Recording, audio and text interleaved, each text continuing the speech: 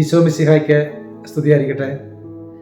ജപമാല മാസത്തിൽ നമ്മൾ 25-ാം ദിവസത്തിലേക്ക് പ്രവേശിക്കുകയാണല്ലോ. ഈ ജപമാല മാസത്തിൽ തിരുസഭയോട് ചേർന്ന് നമ്മൾ ജപമാല ചൊല്ലി പ്രാർത്ഥിക്കുമ്പോൾ ഒത്തിരിയേറെ അനുഗ്രഹങ്ങൾ നമുക്ക് ലഭിക്കുന്നുണ്ടല്ലോ.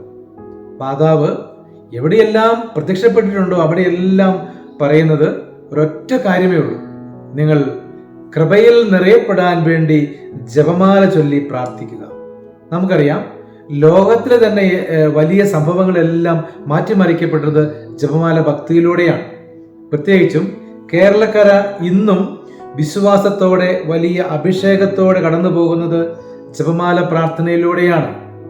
നമുക്ക് ജീവിതത്തിൽ ഒത്തിരിയേറെ വേദനകളും പ്രശ്നങ്ങളും ബുദ്ധിമുട്ടുകളും എല്ലാം ഉള്ളപ്പോൾ ജപമാല ചൊല്ലുമ്പോൾ ജപമാലയുടെ അവസാനം നമ്മൾ ചെന്നെത്തുന്നത് ഈശോയുടെ കുരിശിന്റെ ചുവട്ടിലാണ്.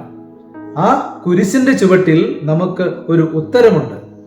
പരിശുദ്ധ അമ്മ മജിഗോയിൽ പ്രത്യക്ഷപ്പെട്ടപ്പോൾ അമ്മ പലപ്പോഴായിട്ട് ദൈവജനത്തിന് നൽകിയ സന്ദേശങ്ങളിൽ ഇപ്രകാരം പറയുകയാണ്: നിങ്ങൾ ക്ഷീണിതരും രോഗികളും ആകുമ്പോഴും ജീവിതത്തിന്റെ അർത്ഥം എന്താണെന്ന് മനസ്സിലാകാത്തപ്പോഴും ജപമാല കയ്യിലെടുത്ത് പ്രാർത്ഥിക്കുക. പ്രാർത്ഥന നിങ്ങളുടെ രക്ഷകനുമായിട്ടുള്ള ഒരു അഭിമുഖമായി തീർന്നത് വരെ പ്രാർത്ഥിക്കുക. അതായത്, നമ്മുടെ ജീവിതത്തിൽ ക്ഷീണമുണ്ടാകാം, രോഗമുണ്ടാകാം, അസ്വസ്ഥതകൾ ഉണ്ടാകാം.